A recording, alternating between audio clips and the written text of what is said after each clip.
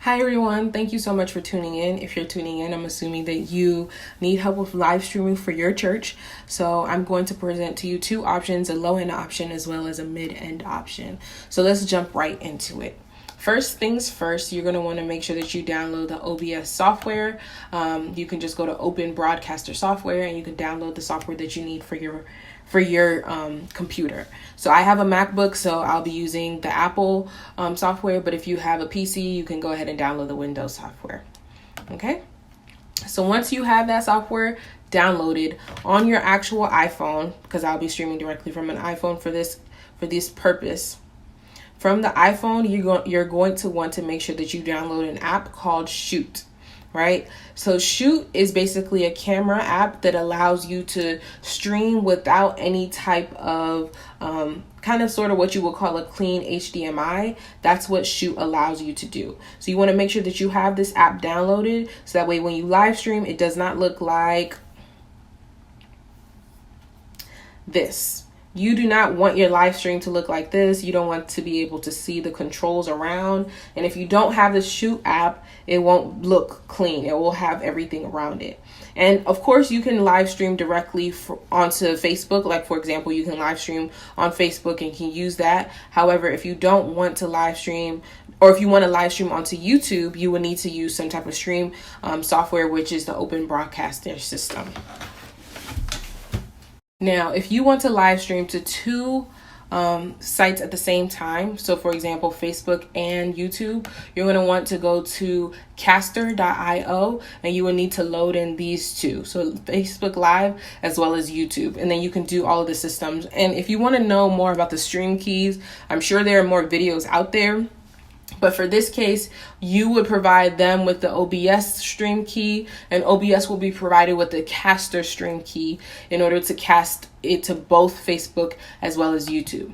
Okay, so after you have that, you downloaded the OBS software. Let's just test to make sure that our video is working. So you're going to open QuickTime and you're going to go to new movie recording, and we're going to want to see our iPhone. So this is the camera built in, but let's see if we can see the iPhone that we're using in this case. So now we have the iPhone set up, and again, we don't want to use the camera app because this is what the camera app will give us with everything around. We want it to be clean because we're streaming. So we're going to go ahead and navigate to the Shoot app, and now we have a clean output. So if we wanted to stream, you'll be able to see it clearly. So in this case, this is what it will look like. So it streams clear, everything is there's nothing around it, and that's what we want it to look like. This is just QuickTime's toolbar. So so you're going to close out of QuickTime because we just wanted to test to make sure that it works. And now we're just going to go ahead and open OBS. So I already have something saved, but we're going to want to have like a welcome screen, so something to just welcome your students, or in this case the church. You want to have a welcome screen in the meantime, so that way when you click on start streaming, it's already ready. So now you've downloaded your OBS software, so let's go to settings because you probably saw the screen. For the stream, if you're streaming directly to Caster, you're going to want to make sure that it's under custom. Caster goes under custom. If it's YouTube, directly streaming to YouTube, it will go under YouTube. If it's Facebook Live, you would do it directly to Facebook Live. So you just choose the option with the server and stream key. Okay, so then let's go to output. So for streaming, we just want to make sure that everything is correct here. But let's go to video. 1920 by 1080, you want to make sure that it's set to this, so that way the frame or the canvas looks like how it would normally look on a phone or a camera.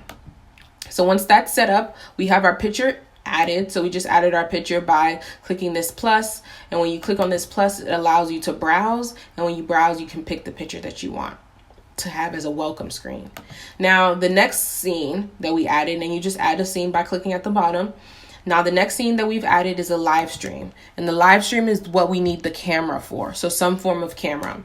So that would be the iPhone in this case. So we're going to open it up. So in this case, let's just make sure that it's set to lose iPhone, and actually want it to be Graceland.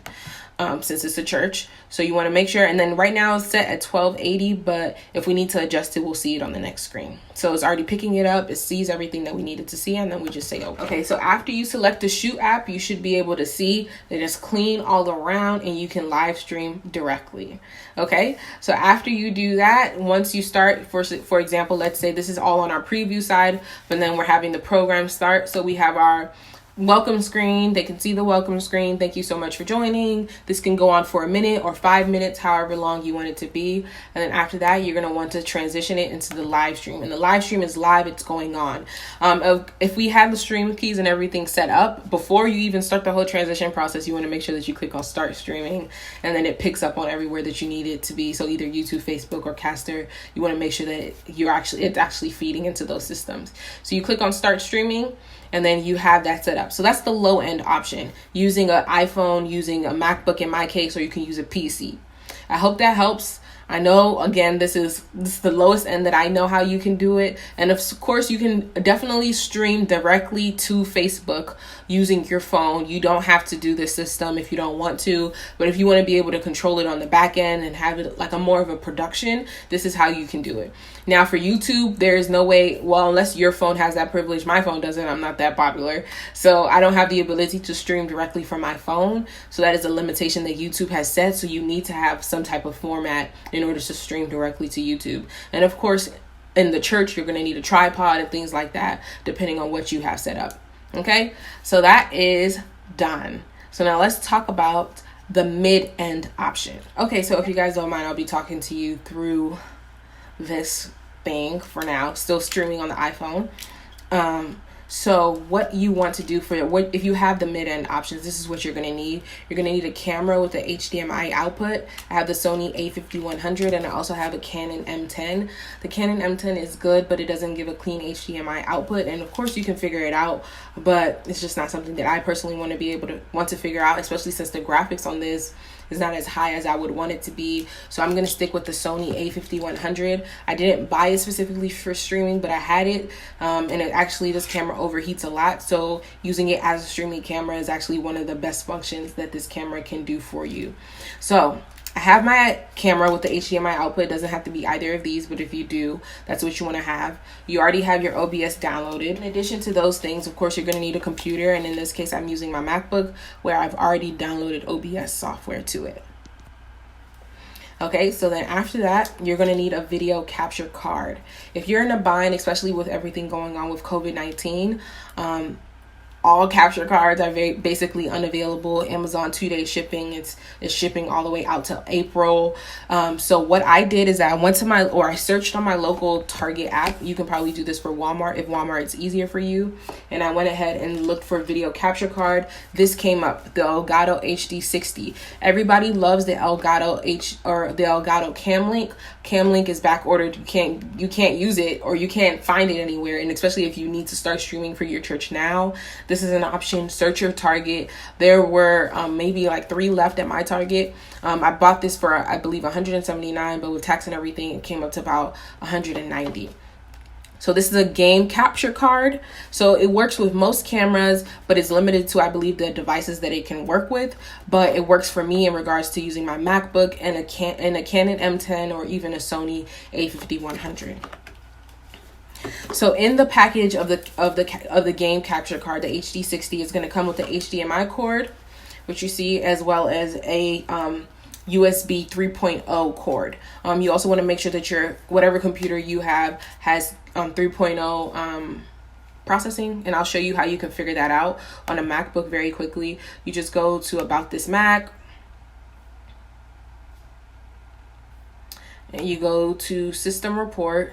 And you would just see, first of all, it needs to be quad core for HD60. So I have that, so that checks out. And then number 2, for the USB, you want to make sure that you have at least the USB 3.0 bus. And I do have that. So that works for me. Okay. I have one, and that's the one that the iPhone is currently plugged into. Okay. So once you check those systems to make sure that you have that in place, you have your cord. So you need an HDMI cord, and both of these cords come with it. So if you have everything you need, the only other thing that you might need, which I needed in my case, was a converter cable. Most cameras aren't going to have the full size HDMI output. So I have a converter cable that's connected to the HDMI cord, which is the mini HDMI and the micro HDMI. I use the micro for Sony A5100, and I need the mini for the Canon M10. So you're going to probably need this converter cable if you're using a camera. So now online, you're going to want to navigate to the Elgato website, especially if you got the Elgato cam card or you have a cam link, whatever you have. I'm going to specifically talk about the HD60 because that's what I have. So you want to go to the website, and on the website, you're going to want to download the software that you need. So go ahead and go onto software. Okay, so you click on that just to get to your website. So now you're on the Elgato website, and you need to navigate to get to the apps that you need. So number one, for MacBooks, you're going to need the OBS link for Mac. That's the main thing that you need. That's really the only thing that you need. But I would recommend downloading the game capture for Mac just to test to see that it helps to see that your camera is connected. Kind of similar to what we did with QuickTime in the low end version. It just helps to see that your camera is connected and working. So you can download that. But you're going to need the OBS link. And then after you do that, it's going to ask you to download the NDI plugin, which is also something that you would need. So once you have both of those downloaded, we can navigate back to OBS. But before we do that, let's plug up our systems. I'm going to use my Sony A5100 in this case. Okay, so you want to make sure that your HD60 is connected, and we can go back into our studio mode here on our computer. So once I'm going to navigate to the OBS link plugin to just make sure it comes up. Okay, so here at the bottom, so an application doesn't actually come up for OBS Link, so that's important to note. So you just want to click here at the top, and my game capture HD60 is already being read, so it picks it up, and it knows that it doesn't know, but we're about to live stream anyways. So on this same OBS software that we have, instead of this video capture device, we're going to go ahead and remove that. This is what we had set up for the iPhone, and instead, we're going to click the NDI source. We're going to click OK, and in the drop down, it should come up with Lulu's MacBook Pro OBS link, and that's what we want. Okay, and then I'm going to go ahead and click OK. Again, I'm just learning a lot of these things, so I don't know what a lot of the stuff means. But now it's searching for signal and just making sure that we're connected, and all our connection is good. All right, so this is how we would live stream if we had a camera with the HDMI output. Now, it is a little bit delayed, as you can probably see, or I'm probably going to sync up the sound, so you probably won't see that it's delayed, but it is delayed. And of course, this is not the perfect system, but if you have these things locally, if you're able to buy the HD capture card from Elgato, I would definitely recommend it. So you just are going to start streaming like normal, and you'll get that. So just to go over some of the pricing for everything. Okay, so I had an iPhone 7 laying around with the lightning cable, and that's all I needed to stream the low end version of this. So that's what I did in that case, and it didn't cost me anything because I already had it laying around. Okay, but I know it's still privileged, but if you have these two things laying around, you can stream and you can download OBS for free. Now for the mid-end version, the Elgato Cam Link or Cam Card HD60, I say this wrong all the time. This ran me about $190. So this, in addition to like if you need to buy a mirrorless camera and things like that, and the converter cable. So so let's call that 200 plus the converter cable. So 225 that I had to come out with as soon as possible. I had my camera already, and I also had my computer. But those are two things that you might need to get if you don't have that. But that would still run you less than $1,000. So with the HD60 plus the converter, that's 225. I got my Sony A5100 back in the day, open box from Best Buy for about $400. So now that's $600. And of course, if you have a camera or if you have a computer, you're going to want to make sure that it has two main things: USB 3.0 as well as a quad core system in order to be able to run the HD60. Okay, so that is everything. I hope that video helped. I know everybody is running frantic, but I hope this helps and gives you a little bit of hope with everything, because I was a little bit hopeless searching a lot online. So thank you guys for tuning in, and I'm sorry for how the production looks, but I just wanted to really just get that out there right now. Thank you. Have a nice day.